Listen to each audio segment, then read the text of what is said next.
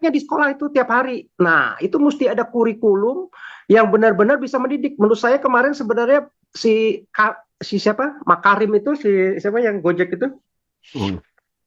siapa Ya, si ya, Gojek itu, ya, Menteri Pendidikan ya, Makarim lah.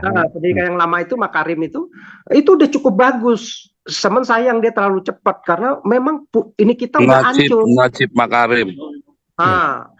Ya Pak SK, sebenarnya itu programnya, proyeknya itu digagalkan oleh PKS di apa iya. di DPR. Saya dengar hiringnya itu. Iya, karena dia nggak suka bahwa Ya, dia juga si ini karena Makarim kan Islamnya, itu nggak karena ada larangan apa mesti pakai jilbab segala macam. Ya dia mesti iya. begitu. Karena dia tahu dia didikan luar ya. Hmm. Di Harvard pernah ya. Dia ngelihat Ya. institusi Harvard bisa maju, negara-negara minimal dia berapa tahun di sana, dia ngelihat kok bisa maju orang-orangnya yang katanya ngomongnya di sini adab apanya yang adab, gundul mupe yang adab di sini, adab korupsi ada. Adab kacau balau ada, adab apa suka parang-parang apa begal-begal masih muda SMP SMA begal ya. Itu yang ada begitu ya, berbeda dengan yang di barat yang dia lihat anak-anaknya ngerti respect, ngerti mesti disiplin, ngerti hak orang lain segala macam. Nah, jadi orang-orang bule itu mereka bukan untuk mengejar uang itu hanya mengikuti dia saja ya. Buat dia itu nggak kaya pun kayak seperti si model apa konglomerat Amerika itu rata-rata ya bagi saya beberapa dia kekayaan itu bukan sesuatu yang utama. Iya, Bagaimana hasil bukan ya. karya saya, uang yang saya kumpulkan ini bisa bermanfaat buat sebanyak-banyaknya orang, buat pekerjaan, buat dunia, buat foundation, kayak begitu. Nah, jadi mereka berbeda sama kita. Kalau kita itu udah maruk deh, susah. Benar Pak. Jadi Iya benar. Orang yang bisa salah satu orang kaya itu Bapak ngarepin misalnya mesti dalam waktu ini 100 hari segala, nggak mungkin, udah hancur Pak. Nggak mungkin.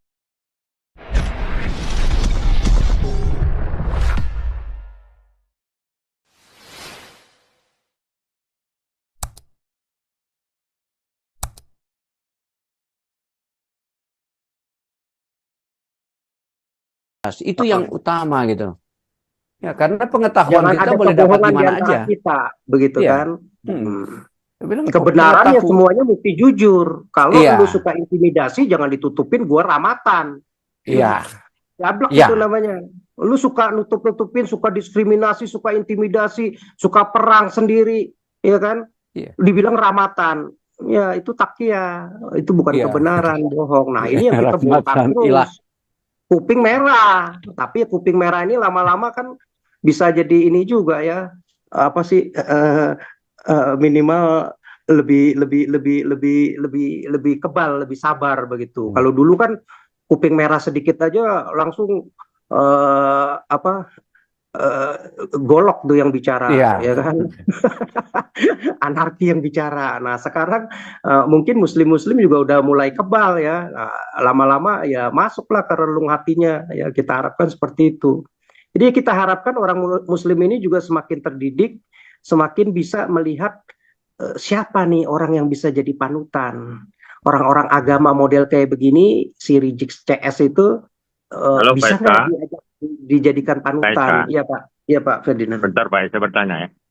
Hingga 100 hari Prabowo, ini 1 bulan 10 hari. Satu. Yang kedua, Prabowo dengan pasukannya hidup hedon, para menteri. Kalau kita lihat tanda-tanda, tidak akan dia untuk memberantas korupsi, sedangkan dia dengan para menteri hidup hedon, katakanlah menteri agama atau menteri ekonomi, menteri apapun yang dijabat oleh pejabat itu masih hidup dengan hedon. Apakah ini gejala-gejala Sami Mawon dengan Jokowi? Kenapa? Menteri kalau benar hidup hedon, anak buahnya kan pasti sakit hati, kecewa. Ya otomatis dengan presiden bertindak kan dirjen mikir, Papa, Ibu, hati-hati, menteri kita denger ini. Bininya juga bisa, Papa jangan macam-macam Pak. Bapak korupsi bahaya, rusak keluarga. Anak-anak juga begitu kan. Artinya implikasi daripada Prabowo memberantas korupsi, termasuk membina negara ini sebagai kepala. Ini kan salah satu tanda 100 hari sudah berjalan 1 bulan 10 hari. Silakan Pak Reza, menarik ini. Ya, karena sistem kita Pak sulit untuk memungkinkan sistem perpolitikan, sistem demokrasi di kita ya. Sistem demokrasi Pancasila dan Undang-Undang Dasar 45 bagus kalau dijalankan benar-benar, tetapi problemnya kan tidak dijalankan dengan sungguh-sungguh, dengan murni dan konsekuen benar-benar ke semua lapisan masyarakat mengerti untuk bisa melakukan seperti itu. Berbeda dengan di Barat, mereka jauh lebih mengerti begitu ya, karena juga mungkin faktor pendidikan dan kedewasaan mereka ya. Pendidikannya mereka udah cukup bagus, dari kecil udah dididik untuk belajar disiplin, belajar taat sama hukum segala. Di kita kan enggak ya. Kalau bisa malah kalau bisa dilanggar ya dilanggar begitu ya. Jadi perlu waktu. Nah, tetapi yang problemnya adalah sistem perpolitikan, dan perpolitikan kita ini yang nggak jauh dari korupsi, Pak. Ya, partai-partai ini nggak bisa hidup tanpa uang. Ya, mereka itu pasti cari uang semua ya untuk rebut kekuasaan, entah itu di presiden posisinya, di menteri, di gubernur, di wali kota, di bupati, ya untuk meraup sebesar-besarnya kalau bisa uang dengan korupsi ya. Jadi akhirnya ya kita lihat dari periode ke periode pemilu ya kita menghasilkan pemimpin-pemimpin di pusat maupun di daerah, di kementerian maupun semua sampai dirjen-dirjennya ya, orang-orang politik juga ya, paling hanya beberapa yang sekarang mungkin diangkat wamen-wamennya dari orang-orang yang beberapa profesional ya, seperti Stella segala macam kan lebih profesional, dia nggak ngerti politik begitu. Sri Mulyani mungkin juga nggak terlalu ngerti politik ya, dia urusin aja ekonomi. Tetapi orang-orang yang memimpin, yang memegang kekuasaan nih orang-orang partai ya, semuanya negosiasi semua. Jadi nggak ada, kita nggak melihat ada satu partai yang punya jumlah suara yang banyak, yang benar-benar bagus. Tadi kita pikir PSI lah, anak-anak muda nih bisa menjawab dari generasi-generasi tua yang memang udah korup, yang udah hancur, sistemnya udah berantakan ya. Nah, kita cuman bisa ini sekarang berharap kalau lewat sistem kayak begini ya, satu partai yang benar-benar regenerasi baru ya, culture-nya baru ya, nggak ada korup segala macam begitu ya, minimal korup jadi bisa minimalisir ya. begitu ya, minimalisir. Tetapi kalau sama yang sistem sekarang ya susah ya. Kita sudah dengan Pancasila dan Undang-Undang Dasar 45 dijalankan oleh Prabowo itu lebih baik gitu, minimal ya. Terakhir Pak, ini kan 1 bulan 20 hari lagi ya kan, artinya 100 hari 1 bulan 30 hari. Pertanyaan, gebrakan Wakil Menteri Tenaga Kerja tentang Sritek sampai dilibatkan Menteri BUMN, Menteri Kerja, Menteri Keuangan dan lain-lain, termasuk Menteri Perumahan, itu gebrakan apa lip service atau bagaimana? Karena menyangkut masalah janji Jokowi Prabowo 3 juta selama 5 tahun, berarti 1 tahun kan 6 juta rumah. Gebrakan itu apa? Katanya tanah BUMN akan dipakai, kereta api dipakai lahan untuk membangun landscape tower vertikal ya kan. Kemudian tenaga kerja, wakilnya bilang akan banyak orang pakai baju oranye. Bagaimana tuh? Ini kan kelihatan tanda-tanda yang mencurigain perjalanan Prabowo dari Tiongkok, Amerika, Inggris, Peru dan lain-lain termasuk KTT. Ini kan tanda-tandanya kan slow down atau udah apinya mulai padam? Sebenarnya gini Pak, kalau saya sih ngelihat menteri itu kita nggak bisa banyak berharap lah ya. Di Indonesia itu pokoknya yang penting bisa adil, bisa ada persatuan. Nah, itu udah menurut kita udah oke ya. Ekonomi minimal, saya pikir zamannya Prabowo juga pasti nggak akan lari dari utang ya. Sekarang gimana dia mau membiayai utangnya ini yang mau jatuh tempo 2025 saja udah hampir mungkin mesti bayar 800 triliun ya. Belum lagi bayar gaji-gaji pegawai, belum lagi kemarin guru dinaikin. Ya pasti pajak dinaikin 1% paling dapat berapa ya. Dan itu pun perlu waktu kan, Januari, Februari, Maret kumpulin lagi. Sekarang kan benar-benar minus nih, dia nggak ada duit nih ya. Jadi peninggalan si Jokowi ini kacau nih, minus nih, duitnya nggak ada sama sekali. Ada utang gede, bayarin bunga gede begitu ya.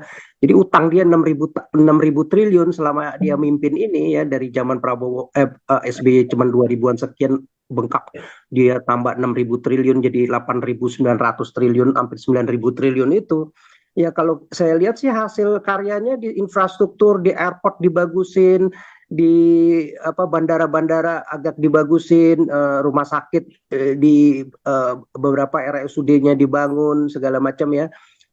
Port-port itu pelabuhan mungkin di lumayan lah dibagusin begitu ya, paling habisin 1.000 triliun. Jadi 5.000 triliun mungkin bayar ASN selama ini 1.000-2.000 triliun, mungkin 3.000 triliunnya ya hilang begitu saja, nguap di kementerian-kementerian, di BUMN, di bansos-bansos, ngebagi, pencitraan, semuanya. Jadi nggak ada hasilnya, industrinya malah makin hancur. Ya, industri makin hancur, UKM-UKM-nya juga hancur, itu terbukti juga berapa puluh ribu katanya ya, hampir 60.000 apa 600.000 UKM itu yang katanya utang mau dihapuskan ya. Jadi nggak jalan ya. Jadi ya kemampuan kita selama ini cuman jualan sumber daya alam ya, sama lah benar. bisa ngelola Oke. gitu, utang gede. Baik, Kak. Oke, baik, Kak. Terakhir tentang makan gratis dari 15.000 jadi 10.000. Satu. Yang kedua, adiknya Prabowo si Hasim katakan dia sudah izin dari keuangan global bahwa utang kita naikkan 50%. Saya sangat setuju dalam rangka agama itu ribut di Republik ini karena ekonomi. Ya, sesuai dengan tema kita malam ini yang menarik. Bahwa kalau ekonominya kebablasan, ya, tentang Sritek, tenaga kerja pengangguran terjadi meningkat, itu pun tidak selesai. Tentang perumahan, kemudian tentang ekonomi.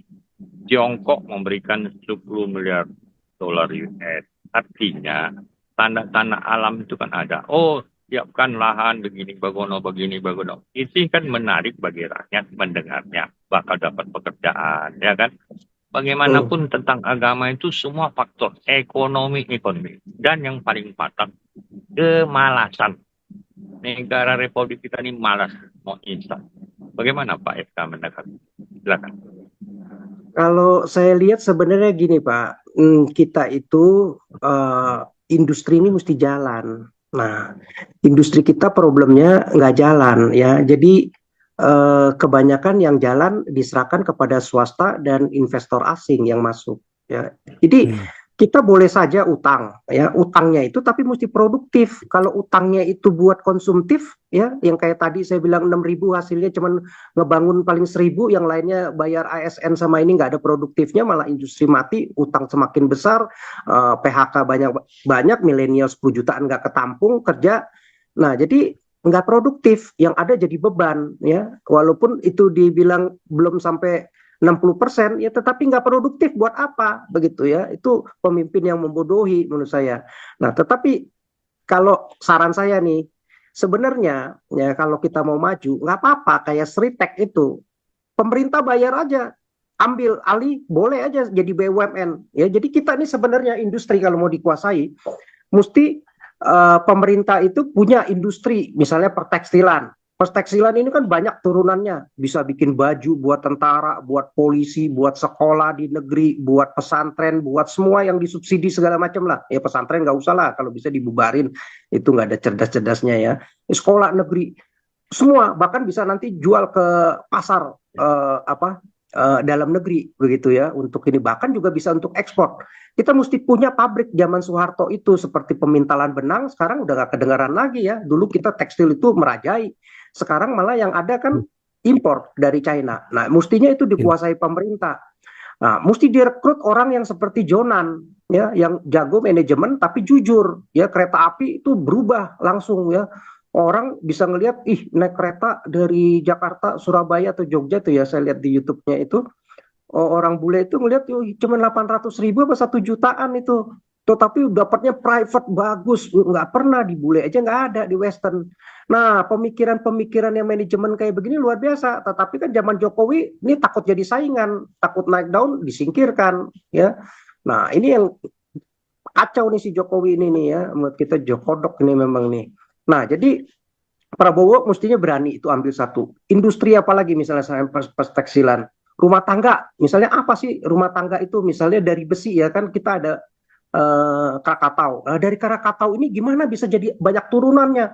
Itu kan banyak tuh dari besi-besi itu bisa bikin frame, pintu, bisa untuk rel kereta, bisa untuk apa. Nah, itu benar-benar dikuasai sama orang-orang yang modelnya kayak Jonan. Jangan dipimpin sama yang, aduh, direktur-direktur ini yang ada bikin rugi, dengarnya minta tambahan lagi APBN, ya kan kacau begitu.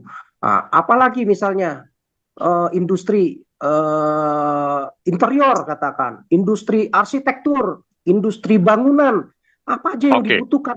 oke, Itu Pak SK. kalau bisa itu Pak menyerap SK, orang luar biasa, ekonomi pun maju begitu. Ya, Pak SK.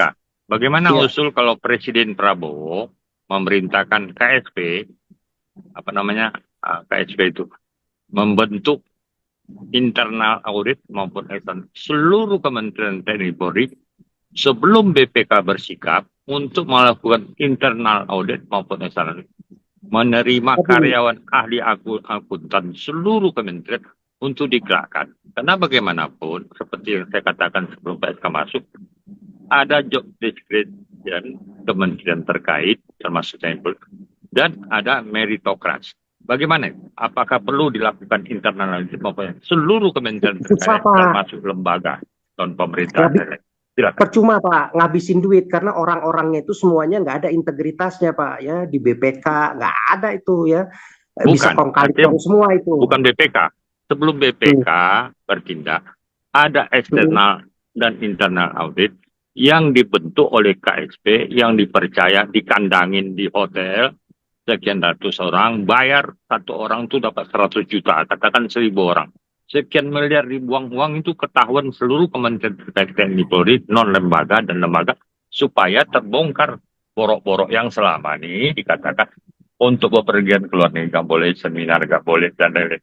Silakan, apakah setuju internal untuk Jadi menurut saya percuma Pak, percuma. Orang kita ini udah kacau nih ya, dari eselon 1 sampai ke 4-nya itu berisi orang-orang yang kebanyakan udah budayanya itu ya korup semua, malas kerjanya, nggak disiplin, semuanya pokoknya udah sembraut, punya kepentingan masing-masing, divisinya masing-masing, nggak ada integritasnya. Mesti ditunjuk beberapa orang kepalanya yang bagus-bagus itu ya, model seperti Jonan, seperti Ahok yang udah jelas integritasnya begitu ya. Nah, yang bisa tapi secara operasional bisa dan tegas begitu. Langsung itu bisa menyikat orang-orang yang memang nggak punya kompeten, yang kerjaannya amburadul, yang kerjaannya korup, itu mesti diberesin. Baru saya percaya. Kalau selama yang pemimpinnya itu cuman aduh meeting, bikin ini lagi, bikin ini training-training, nggak ada artinya Pak. Percuma. Ini udah menurut saya generasi itu udah mesti diganti sama yang benar-benar, yang muda-muda, yang benar-benar berintegritas. Begitu. Oke, Pak SK, belum terjawab. Saya penasaran. Kalau Prabowo merintahkan KSP membentuk semuanya external audit, katakan ribuan orang dibayar 100 juta terus terang, dikandangin di hotel, tidak boleh macam-macam, langsung bergerilya macam itu, mengaudit dalam eksternal dan internal seluruh kementerian terkait TNI Polri, lembaga non. Silakan. Itu yang perlu saya jawabkan. Itu tegas. Susah Pak, setuju, karena Pak. Nggak mungkin. Kalau menurut saya nggak mungkin Pak. Jadi memang ini udah seluruh divisi itu udah pada hancur semua menurut saya ya. Rata-rata udah pada banyak korupnya semua Pak. Jadi siapa yang bisa kita percaya? Udah nggak mungkin. Mesti benar-benar itu akarnya itu mesti gimana ya, kayak dicabut gitu loh Pak. Kalau enggak ya akan begitu-gitu lagi begitu. Jadi mesti ada pemimpin yang benar-benar kalau enggak sia-sia ya.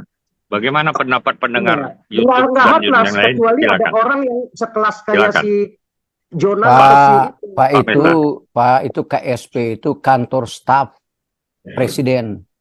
Saya enggak tahu hubungan tadi kalimat mau bilang KSP apa gitu. Iya, kantor staf presidennya siapa yang mimpin? Ya, Menseknek dan lain-lain kan. Iya, Kalau mimpinnya yang sementara, sifatnya temporer mereka. Kalau Iya. temporer gimana Pak Teddy? Silakan Pak Teddy. Memang Halo? enggak, jelas Pak. Secara radikal tadi benar disampaikan oleh SK. Saya sependapat. Saya juga punya argumentasi tentang itu. Ngapain mata air kotor di atas Pak, turun ke bawah udah kotor. Dengan cara Jadi- apa? Tentunya ada mata air bersih di atas ke bawah itu jadi bersih semua Pak. Artinya Pak Teddy Iya. dengan Pak SK hopeless ya kira-kira. Iya. Enggak ada harapan. Bagaimana Saya enggak ada pendengar yang harapan. lain di YouTube? Ya, ini Mohon banyak Pak yang informasi. nonton, ribuan yang nonton di YouTube. Saya lagi Silakan. di YouTube. Ya. bereaksi maupun Iya. Paul Jang. Silakan. Saya mau mendengar. Menarik ini dalam manajemen. Halo, Pak Paul Jang. Ada internal audit, external audit dibentuk oleh Menseknek, KSP, dan Menteri Tenaga Kerja. Untuk sifatnya temporer, apa istilahnya namanya? Dia lupa saya istilahnya. Ya, crash program lah. Ya kan, dalam pemberantasan korupsi supaya efisien, efektif, dan produktif. Pak Ferdinand, saya dari dulu, saya mempertahankan hipotesa saya. Cuma satu. Hilangkan Islam itu dulu benar-benar. Di dalam sebagai predikat dia menjabat negara. Karena selalu dalam konteks korupsi, konteks politik, konteks hukum, ya kita maju ideologi politik, pertahanan keamanan yang turunannya ke bawah itu. Kalau label Islam ini masih dipergunakan, sampai kiamat saya bilang nggak mau maju negara kita. Karena penulis-penulis Islam yang intelektual mengatakan hal yang sama. Perlu saya bacakan, kamu saya bacakan. Kerusakan negara kita diakibatkan lembaga Islam ini. Ya, kemarin siapa yang baru muat tadi itu? Masalah si Ridwan Kamil atas nama Suwana Swata'ala gitu. Dia berani menjual agama itu menutupi kecurangan dia. Ini salah satu contoh ya. Dia melakukan hal yang tidak etis, tidak bermoral.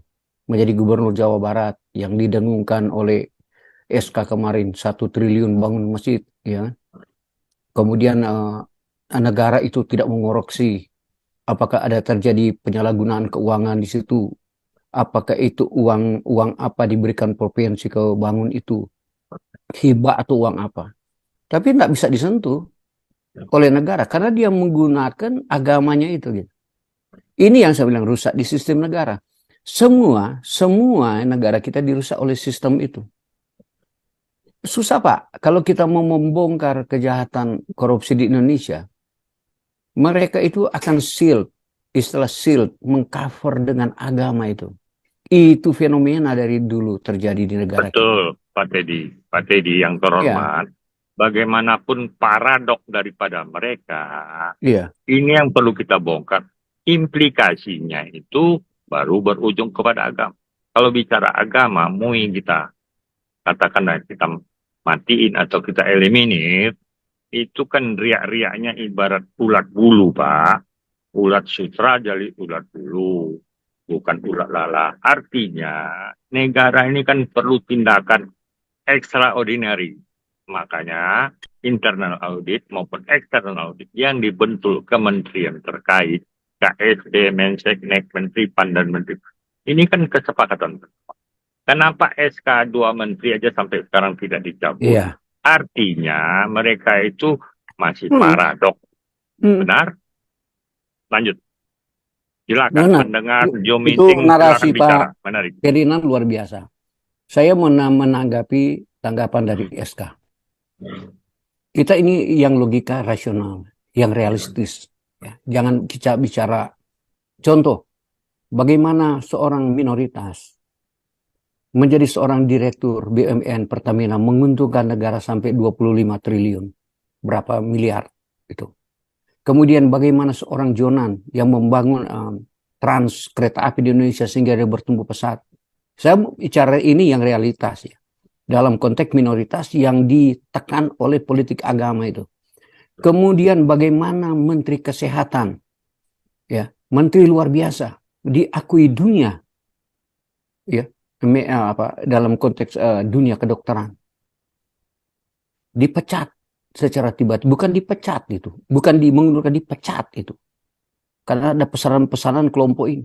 Menteri Kesehatan itu. Cuma 3 ini aja contoh. Bagaimana negara kita mau maju gitu. Oke, Pak Jadi, Teddy. ya kan Pak tahu, Oke, Bapak saya tahu. setuju. Ya, Setuju. kan Saya lihat setuju oleh sebab ilustrasi itu ya. tadi, Testimoni ya, itu benar. Artinya kalau kita pinjam istilah Jokowi revolusi mental, Prabowo kan sah-sah aja untuk melakukan tindakan revolusi mental dalam rangka untuk penertiban, dalam rangka untuk berimplikasi bagi masyarakat banyak. Itu yang penting kan. Pak, Memang susah. Kalau susah itu mungkin kita diskusi di Zoom meeting ini. Pak Ya. Ferdinand, bukan saya mau cepat memutuskan komunikasi ini. Itu Pak, lip service itu Pak, bahasa-bahasa itu. Tanya SK, kalau dia enggak iya. Itu cuma lip service gitu. Bahwa bilang moral ini, moral itu. Pak, lihat kan kenyataan realnya. Cuma saya ingin melihat orang yang punya prinsip. Ya, orang punya komitmen, orang punya konsisten. Itu yang saya senang melihat. Tetapi kalau dia bicara retorika begini, di balik bikin kejahatan, saya nyatakan sekarang kan Pak, benar retorikanya. Bicara mitokrasi, bicara apa, bicara itu, dan itu benar kelakuannya. Setelah ke permukaan bagaimana anaknya jadi ketua PSI, bagaimana dipaksakan anak jadi wakil presiden. Karena kejahatan mulai dari situ Pak. Akan oleh sebab itu selalu Muhammad dikatakan bahwa kebenaran itu akan diuji oleh waktu. Saya senang filosofi itu. Tetapi saya lebih senang lagi kalau mendengar orang punya komitmen, konsisten. Dia punya integritas. Itu saya senang. Dia punya ketetapan pikir. Dalam konteks kebenaran. Seperti SK sampaikan tadi. Dia tetap bagaimana gelap itu harus dituntut dengan terang. Ya konsep ini yang dia pegang. Dia tidak akan menggunakan kalimat lain. Sehingga dikatakan oleh Pak Ferdinand tadi, Pak, bagaimana mau merubah ini dengan cara KSP? Nggak akan bakal, Pak. Kalau benih, sel-sel itu sudah diajarkan ke otak itu, Pak. Itu saya bilang parasitnya itu, kayak di kebun itu ada parasit yang melingkar di pohon itu, Pak. Ya, itu. Oke, Kalau saya ditubuhkan, rasa PDI, betul. PDI, Pak Teddy memang, maaf ya, berbicara teks dan konteksnya saya tahu. Tapi, dalam hal ini, pada waktu mereka di admin, ini kan suatu tanda kesepakatan bersama untuk disiplin dan lain-lain. Artinya masyarakat banyak, 280 juta penduduk Republik ini, gembira ria. Kita sebagai pemilih Prabowo juga senang. Artinya mandat kita berikan ke Prabowo itu wajib kita cabut. Gimana? Udah 1 bulan 10 hari, Pak. Tinggal tidak, 1 karena bulan. Bapak Ferdinand lihat, bahasa Prabowo itu ada bahasa politik, bukan jujur dalam hati. Kecuali Bapak dengar Deddy Mulyadi. Saya akui, waktu dia bicara, yang jadi gubernur Jawa Barat, waktu dia bicara tentang hati nurani, dia jalankan politik, itu saya bilang, saya kagum orang ini. Dia tidak berjalan dengan politik, tapi dengan hati nurani, mendekati rakyat. Kemudian dia bicara dalam hati nurani. Bagaimana hubungan alam dengan manusia. Atau sebaliknya. Saya bilang ini orang bicara hati nurani, bukan bicara politik. Gini, saya tambahin ya Pak Teddy. Iya. Jadi gini, kalau bicara korupsi ya Pak, itu bukan bicara saja hanya sebatas persoalan hukum, ya, mesti diaudit, kalau salah nanti masukin penjara, nggak bisa. Itu udah mesti menjadi masalah budaya, menjadi masalah moral, ya. Jadi budaya dan moral lagi gitu Pak, ya. Iya. Jadi itu mesti dijadikan budaya dulu, budaya bangsa, begitu ya. Itu moral dulu, menjadi moral bangsa. Mulai dibentuk dari mana? Dari kecil, ya, dari keluarga sampai sekolah, tingkat TK, SD, SMP, SMA, kuliah, sehingga itu benar-benar bisa menyerap seluruh hati pikirannya itu. Dia udah mengerti ini value ini, gimana saya mesti menjadi manusia yang bukan karena uang saya bisa menjadi manusia yang tujuan visi saya untuk mengumpulkan uang sebanyaknya, bukan. Yang penting dulu itu gimana saya menjadi manusia seutuhnya, manusia yang bisa jujur, manusia yang bisa bertanggung jawab, manusia yang punya ada rasa keadilan, manusia yang bisa punya etika yang benar-benar baik, etis, begitu ya, disiplin. Nah, nilai-nilai itu dulu, nilai-nilai sebagai manusia. Nah, di SD, di sekolah kita itu dicocorin cuman akademik aja belajar, ya, ngafal aja. Nggak ada tuh pelajaran karakter itu manusia itu untuk ngerti nggak bisa dari SD, SMP, SMA itu dibentuk. Berbeda dengan sekolah-sekolah internasional, sekolah-sekolah barat, sekolah-sekolah bule, itu dididik, mereka ngerti, kecil-kecil itu mereka ngerti gimana mereka mesti tahu respect, bagaimana mereka mesti ngerti tanggung jawab, mereka mesti ngerti disiplin. Nah, kita nggak ada. Yang jadi menteri pendidikan kita pada nggak ngerti semua itu, ya. Taunya cuma pendidikan, APBN, ya. Yang ada ya semuanya korup-korup juga. Jadi nggak bisa, Pak. Jadi persoalan ini nggak bisa Bapak menuntut Pak Prabowo itu mesti dengan instan, nggak bisa. Ini mungkin bergenerasi-generasi, Pak. Tergantung seberapa cepatnya itu pendidikan. Belum lagi guru-guru yang mendidik pun juga ngerti nggak? Orang tuanya sendiri juga ngerti nggak? Jangan-jangan orang tuanya yang tukang korupsi, yang nggak ngerti apa-apa untuk ngedidik anak-anaknya, melahirkan, akhirnya serahkan ke sekolah, sekolahnya ketemu gurunya juga begitu semua, ya kan? Nggak ngerti, yang cuma bisa suruh ngafal doang.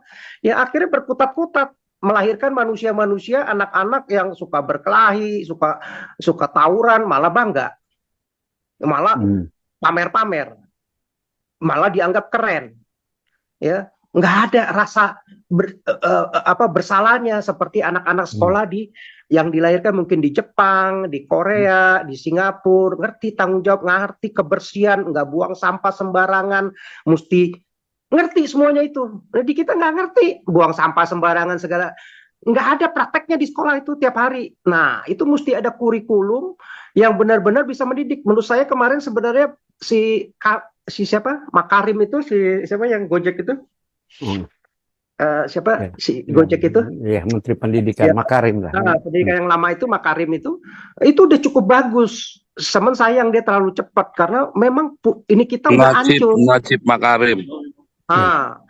Ya, Pak SK, itu programnya, proyeknya itu digagalkan oleh PKS di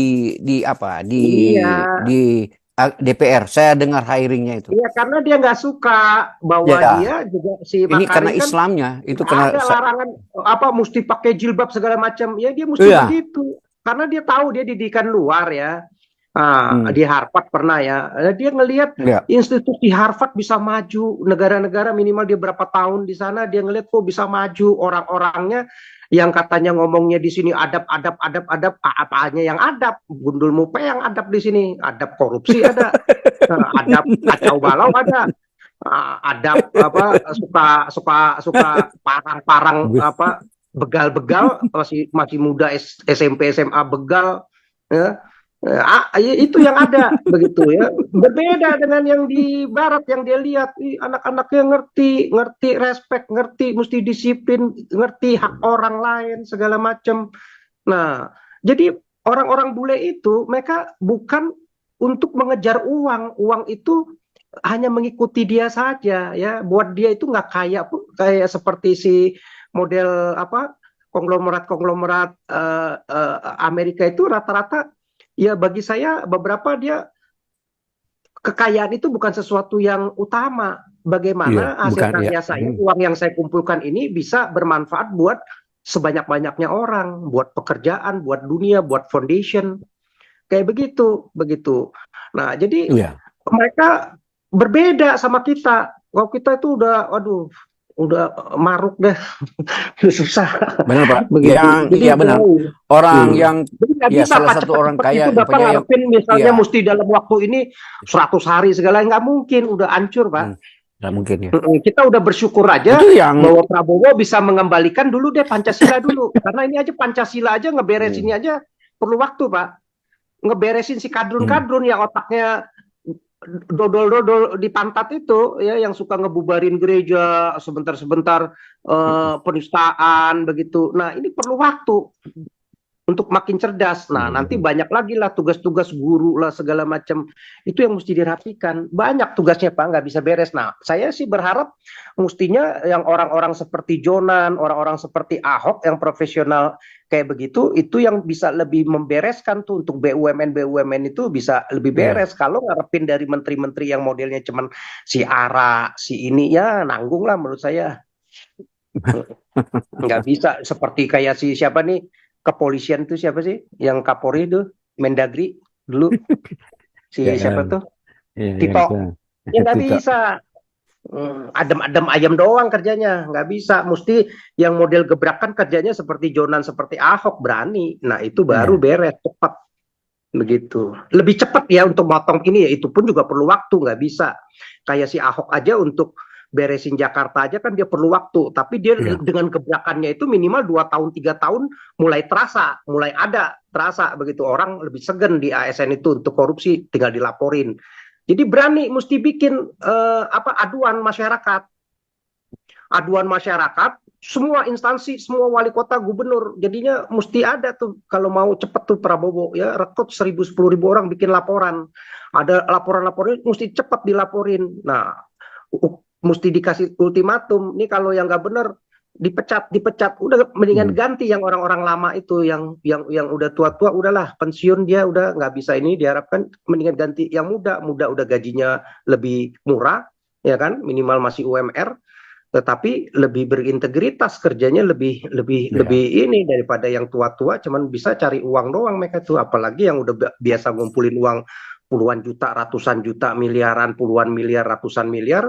Ya gimana mau di audit, mau di apa ya, tetap pokoknya kalau ada kesempatan ya gua hajar lagi, korup lagi, susah Pak, nggak bisa, mesti dari kecil itu diberesin.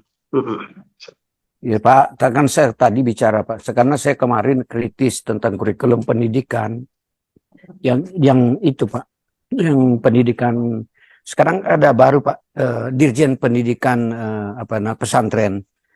Baru saya pelajari kurikulumnya. Ya itu yang saya kritik Pak, bagaimana SK tadi mau didik bagaimana?